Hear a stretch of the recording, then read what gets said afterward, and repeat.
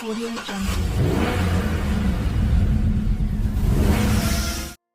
The Toyota Grand Highlander debuted earlier this year, but production is finally underway at the automaker's sprawling manufacturing plant in southern Indiana. In 2021, Toyota announced a whopping $803 million investment into its Indiana plant to build the Grand Highlander.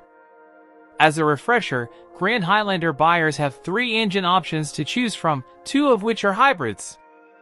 The non-electrified choice is a turbocharged 2.4-liter 4-cylinder making 265 horsepower, available in XLE, Limited, or Platinum trim.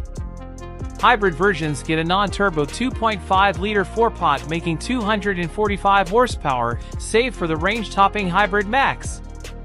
That uses the 2.4-liter turbo with electrification, and output jumps accordingly to 362 horsepower. The Grand Highlander's mission is to carry up to 8 friends and family members in comfort while maintaining some measure of off-road capability.